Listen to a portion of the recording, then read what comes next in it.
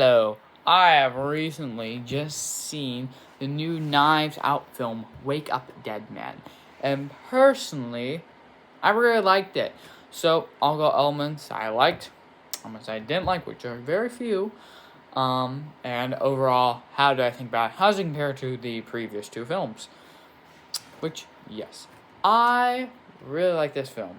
And one of the things is I did really like this structure. This is the most normal film out of the Knives Out films. Like, there wasn't any crazy subversion or anything. Like, it was kind of just like a normal murder mystery, other than the fact that, I guess you could say because our main character wasn't actually trying to find out who it was, but was actually hiding who it was, or that there was two murders and two twists, that there wasn't some big grandiose scene in front of the entire cast where it's revealed who murder is.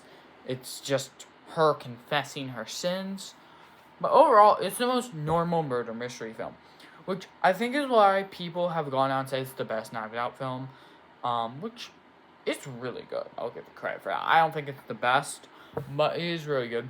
And I do think that is because it's the most normal murder mystery, which is, I guess, a plus. But yeah, speaking of the murder mystery, I think this is the best mystery at the end. The middle part was losing me because I'm like, what are we doing? We're talking about this priest's death, and like, I didn't get it. Then the reveal scene happened, and I'm like, okay, all my problems are fixed now. I'm not lying. Like, I was thinking in my head, like, oh yeah, okay.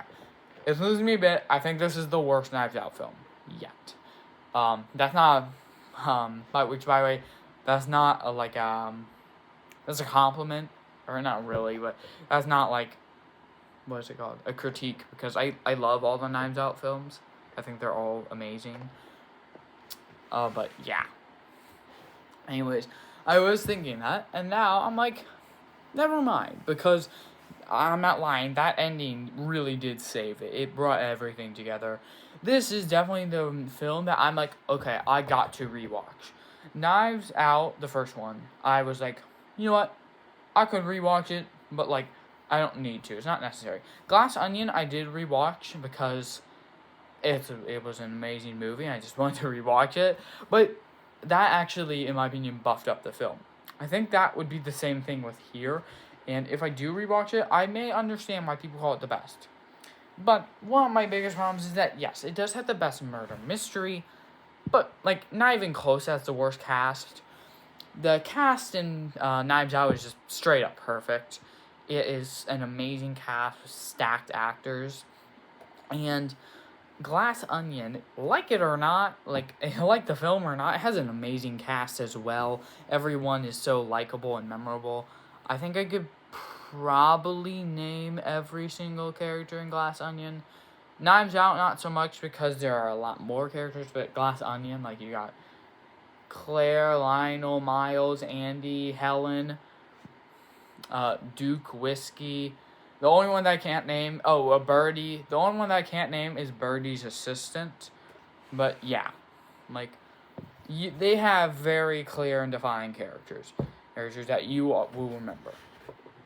I don't really remember these people. Like, they're just not that memorable. I remember the lawyer because she had that one good scene where she revealed how the priest Wick was not a good guy and a hypocrite. But like, outside of that, she didn't have much to her. Like, the son, I remember for being a bit funny with the jokes that were there. Which, yeah, both dry wag jokes. It's a funny film when it wants to be funny, but it's mainly darker, which isn't a bad thing. It's actually more of a positive. Anyways, back to the cast. I just think they're a bit unmemorable. Like, the writer, I don't even think I remember his name. I think it was like Lee or something. No, I watched this yesterday. Like, he was just not a memorable character. And I looked up, and I just remember her, the music person, being named Simone, I think. Like, there's really just nothing to them.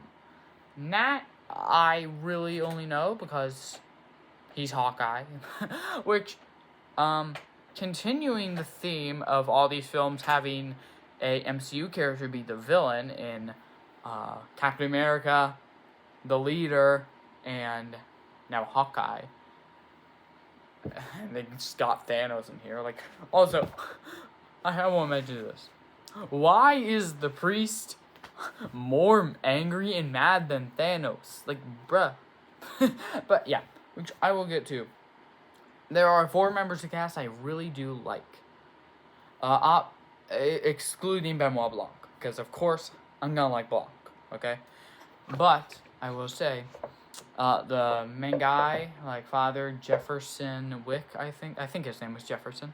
He was really good. He was played really well by Josh Brolin. I hear a lot of people say I want more of him, which is good in a character, but also I don't agree with that. I mean, he appeared as much as he needed to appear. I mean, he appeared for like an hour of the film. Like, that's a lot.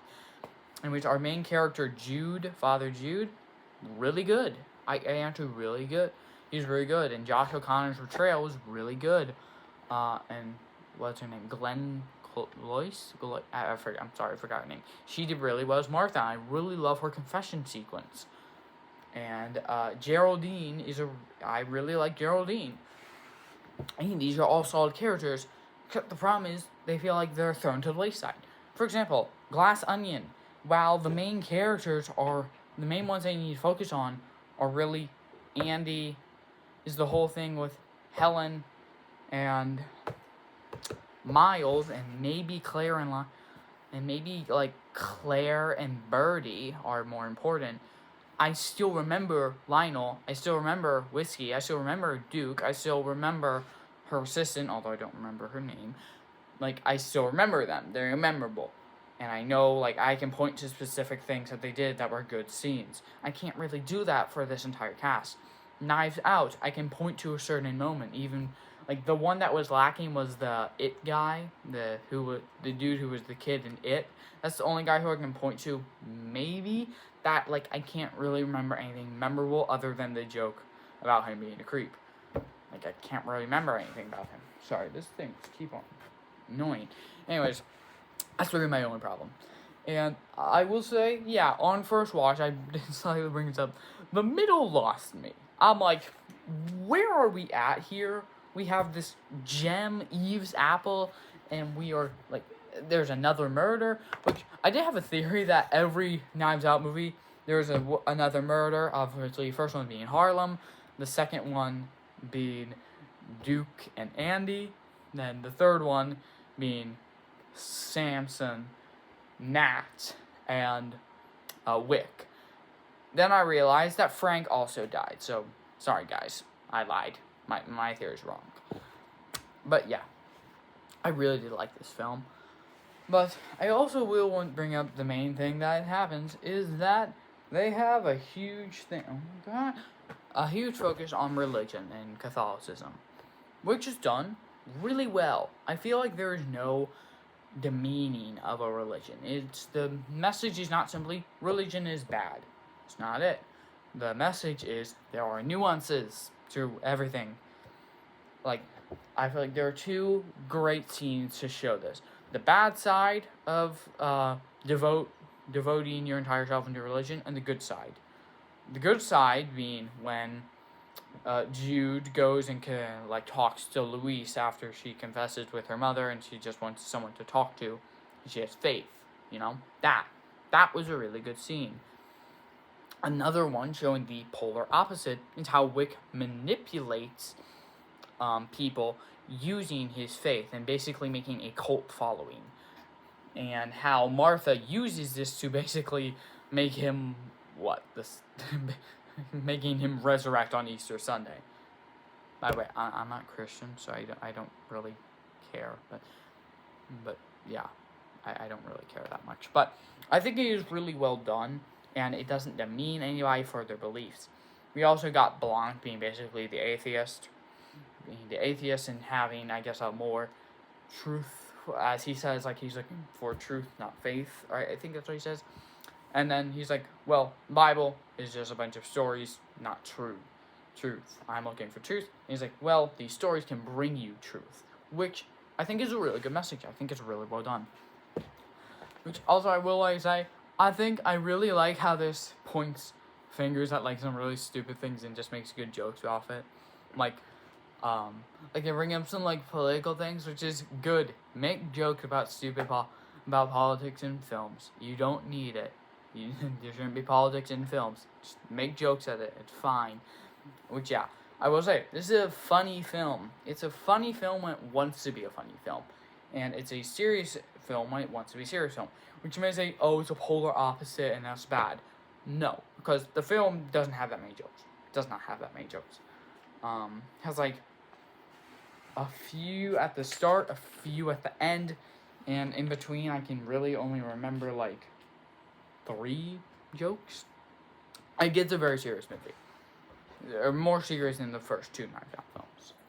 Which is, yes, what I'm going to talk about now. My review.